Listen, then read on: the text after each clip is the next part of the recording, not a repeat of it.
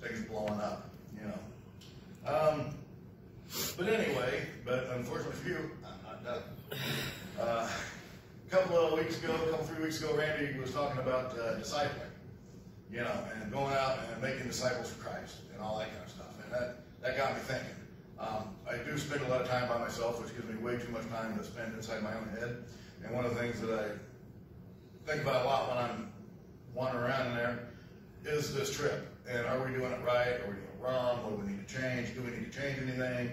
And one of the things I always wondered is, like, are we evangelical enough? You know, because we don't do much of any preaching. You know, we have our devotions at night back at camp, and once in a while there'll be one of the natives out there, you know, and Spencer Davis always does a great job with the Bible stories for VBS. But other than that, we don't do there's not a lot of, like, what I call flinging Jesus hat. Mostly because we feel like the natives, I mean, for one thing, most of them are Christians. And for another thing, they've had us flinging Jesus at them for 200-300 years now. And that has not worked out well for them. You know, what we've said and what we've done have been two completely different things.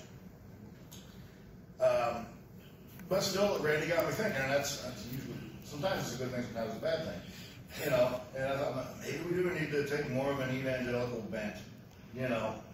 And then I ran across a article in the Daily Yonder, which is apparently some news agency thing for rural America, covers rural America. And there was an article in there about native concerns with mission groups on the reservation. They got a lot of concerns. There's like misuse of funds. There are a lot of mission organizations that they make a lot of promises, you know, and they do a lot of fundraising and stuff like that, and they manage to raise funds, but the promises frequently never come about, you know. So in a lot of cases, you got people basically making a lot of money, begging for money to help people, and it's just going in their pockets. And that's a real problem. And there's what they call volunteerism, which I think is a great term. And that's basically people who go out there basically on vacation, but it's a vacation where they're doing some good, you know, vacationing for Jesus. You know, and that's a problem, you know, because when you're doing that, you're not seeing them as people. You're seeing them as you're seeing them as those people, and you're holding yourself separate from them. You know what I mean? I hope that makes sense. It's like if you go, there are a lot of groups that go, a lot of church groups, I think, that go. This year they go to South Dakota. Next year they go to Mexico. Maybe they go to Haiti. They go here. They go there. And it's all about exposing their kids to different cultures and different things like that. But a lot of that, I think, is volunteerism. They're there to make themselves feel good that they did something to help somebody, and they got to see a little bit of the world that they'll never have to deal with, and they go home. And that's not all of them. Don't get me wrong. There are a lot of really good mission organizations, but the thing is, you know, they say one bad apple ruins the bunch, you know. And unfortunately, it's those bad apples that stand out. Just like, you know, when you watch the news, bad apples, they give you attention, and which makes us all think, oh, the whole world's going straight to hell. It ain't. You know, they can do some work. But anyway, one of the other problems they have is contempt and suppression of the native culture and religion. In that Daily Yonder article, there was a woman named Davidica Little Spotted Horse. Said talking about people bringing out donations and stuff like that, and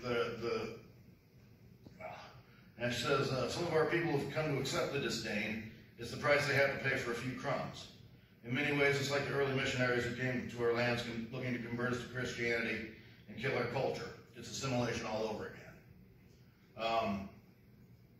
You guys probably know enough history to know that we did some really nasty stuff taking over this continent. And one of the things that I've learned is that, I don't know if you ever heard of the doctrine of discovery. That was this thing that the Pope came out with in like 1492 or 93.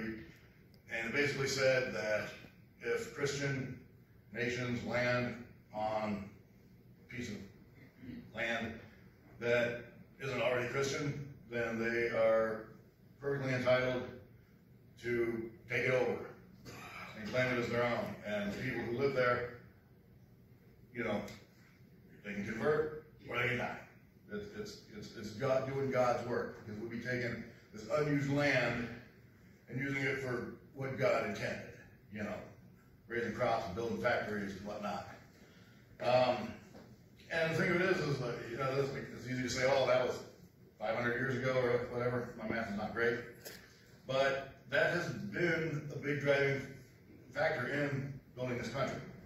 And it was enshrined in American law in 1823 in a Supreme Court case, and was used to dispossess Native people of their land. And it's been enshrined in our national consciousness.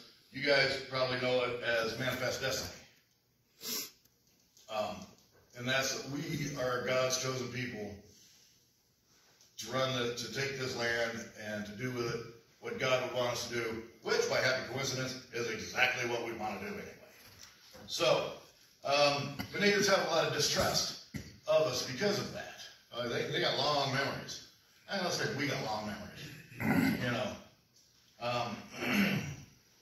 But that doctrine of discovery and manifest destiny and all that, that has a lot to do with some of the things that mission groups get up to out there. You know, because they're right. We're Christians, so we're right. There's a problem with some groups taking kids and baptizing kids without even talking to their parents. You know, they set up programs to lure kids in and then start indoctrinating them, you know. And that's a problem. If I was a Native person, I would have a real problem with that. I don't like indoctrination in any way, shape, or form. You know, that's just me. But anyway, so there's that. Like I said, the Natives have a lot of distrust of groups like ours, and justifiably, I think. Okay, still out of time. Now, the volunteerism thing, it's unavoidable to a certain extent. And in some ways, it's even necessary. There is an element of it, even in our group. We call them the one and doners. You know, people who go out there one time, they do the thing, they see the thing, and they've done the thing, and now they're done. We never see them or hear from them again. You know, but everybody who is still involved started out as a one and doner. You know, but they got to know the people, and they fell in love with the people, and they stay involved. You know, and that's even if they never go back out. They're still involved in helping raise money and donating clothes and things like that. You know, and that's great. And so, like I said, it's not like you can like interrogate somebody. It's like, well, are you going to sign up? Are you going to sign up to go for 3 trips, maybe? That's not going to happen. So you just got to kind of deal with it. It's one of those necessary evils, I guess you'd call it. Our approach, we instead of condemning the Native culture and trying to separate them from the Native culture and all that, because that's been like, not only mission groups, but the government has done it. You guys have heard of the Indian schools. Carlisle Indian School is the most famous one, where they would take kids